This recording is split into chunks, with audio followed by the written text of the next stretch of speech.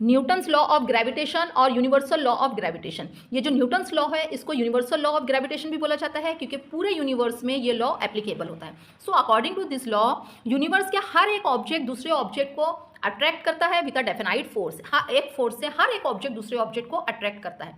This force is directly proportional to the product of masses of both the object. और ये जो force होती है वो डायरेक्टली प्रोपोर्शनल होती है दोनों ऑब्जेक्ट के मासेस से एंड इनवर्सली प्रोपोर्शनल टू, और उसके इनवर्सली प्रोपोर्शनल होती है square of distance between them. जो दो ऑब्जेक्ट है उनके बीच का डिस्टेंस और उसका स्क्वायर। तो यहाँ पे हमारे पास दो ऑब्जेक्ट है, मास m1 m2, दोनों ऑब्जेक्ट के बीच का डिस्टेंस है r।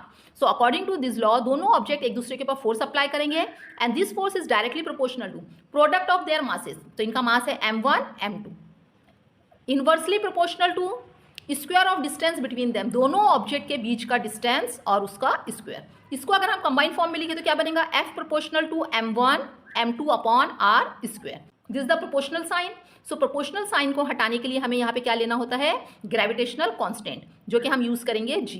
g is the gravitational constant and it is also known as universal gravitational constant.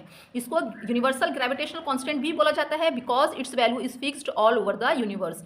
पूरे यूनिवर्स में इसकी वैल्यू फिक्स्ड होती है जो कि है 6.67 into 10 to the power -11 newton metre square पर kilogram square. This force of gravitation is directly proportional to the product of masses. So जब हम ऑब्जेक्ट के मासेस को इंक्रीज करते हैं तो उनके बीच का जो फोर्स ऑफ अट्रैक्शन है वो भी इंक्रीज हो जाता है। वैसे ही अगर हम ऑब्जेक्ट के बीच का डिस्टेंस इंक्रीज करते हैं तो फोर्स ऑफ अट्रैक्शन डिक्रीज हो जाता है। सो अगर हम ऑब्जेक्ट के मासेस इंक्रीज करेंगे तो फोर्स भी इंक्रीज हो जाएंगी, बट दो ऑब्जेक्ट के बीच का अगर डिस्टेंस इंक्रीज होता है तो उनके बीच का जो फोर्स है वो डिक्रीज होगा।